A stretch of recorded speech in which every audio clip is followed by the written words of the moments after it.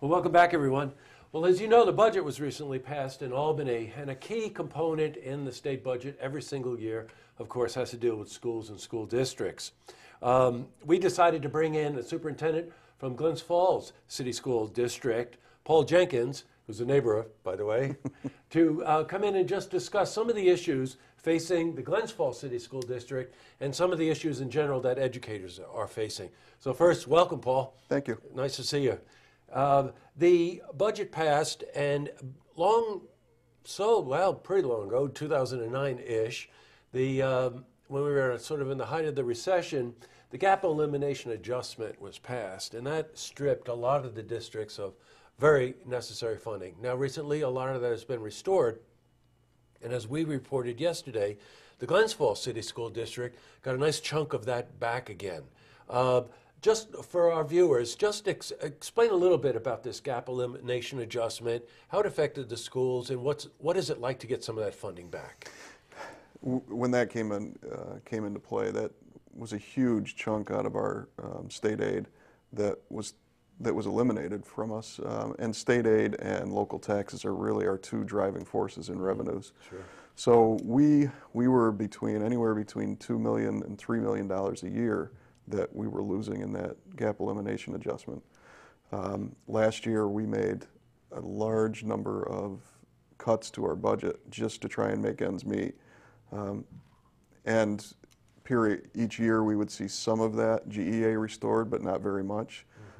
This year, fortunately, with a lot of efforts through our legislators and community and faculty and staff lobbying, we saw a huge chunk come back.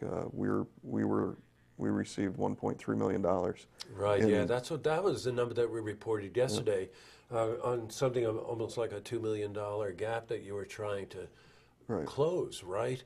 And when you think about it, Paul, the whole idea of taking money away from education, of course, that means teachers, that means extracurricular activities, that means all of the things that you rely on to make sure that the children in the school system have a well-rounded education, right? Right.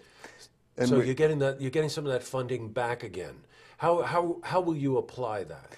Actually, this will probably be the first year in recent history, at least since I've been there and even before that we'll have a balanced budget with the combination of state aid and our local tax revenue. We will be able to close about a $2 million gap that we were looking at a few weeks ago before the budget was passed. We're also working in the tax cap era where the 2% tax cap, which we know really isn't 2%, but we are when we put together our cap formula from the numbers we received yesterday, our cap is about 3.9, but we're certainly not going to go to our cap. We're going to keep it down in the 1.4, 1.45 increase for our tax revenue. So that coupled with the GEA restoration and a little bit more state aid is going to get us to a balanced budget, which is incredible. We're not making any cuts this year, which is the first time in a number of years. We're able to restore a few things that we cut out last year, some extracurricular activities, some staffing positions. So for us, it was a huge windfall. It was great. I bet. You know, at Glens Falls High School, the middle school is on the same campus. It's such a vibrant community. You know, we're there a lot with Play-by-Play, our high school sports program and whatever. But Paul and I were saying, because we are actually neighbors, that, on any given fall afternoon, I can hear them, all the big rallies, all the big things that are going on outside. And I think it's just wonderful that a school as vibrant as Glens Falls gets this funding back again. Look, Paul, while I've got you here, we also report frequently on Common Core testing. And you hear both sides of this argument. From your perspective, you're a superintendent. What's your feeling on the Common Core? The Common Core standards are not bad. Those, unfortunately, the assessments and the standards get lumped together because Common Core is used as one term. We're looking at raising the bar for our students, and the Common Core standards do that. The assessment has been the issue. The assessments were Right. rolled out quickly. You know, there's a lot of angst around the assessments, especially since they're tied to evaluations. That really is the crux of the issue. The fact that we're asking our students to reach higher standards is not a bad thing at all. Right. You know, the other piece to it is we've had state assessments for a long time, and our teachers are used to administering assessments. The difference now has become, it's really become a focal point for, you know, how it was rolled out incorrectly, too quickly, and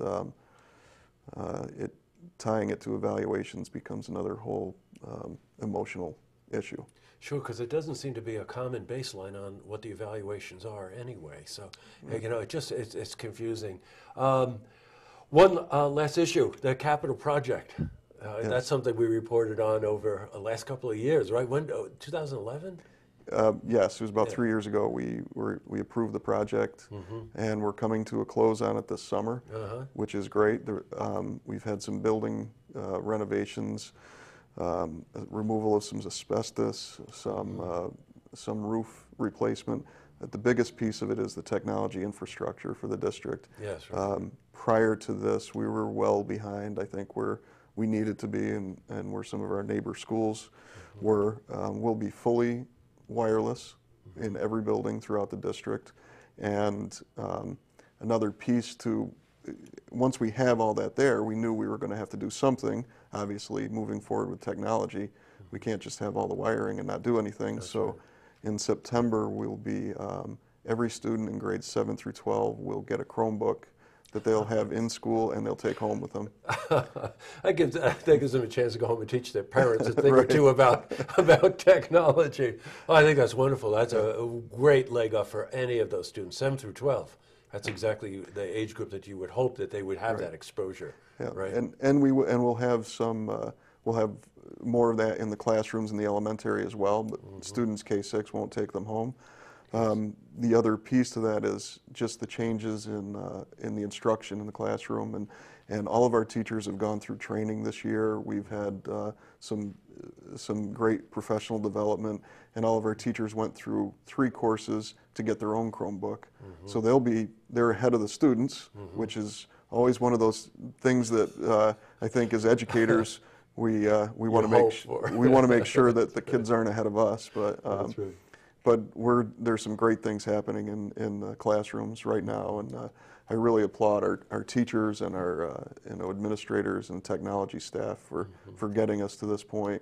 And next year, I can't wait to see what we can do. Well, I can't wait either. Well, Paul, thank you very much for taking the time to come in and giving us an update. Quick shout out to your son, Tom, who is an intern here at Look Media. Give Tom our best, will you? I will, thank you. Hiya, Tom. And we'll check back in with you as Great. we get closer to the end of the school season, the beginning of the next one. Great. Good, thank you. Thank you. To see this interview again, go to our website, looktvonline.com.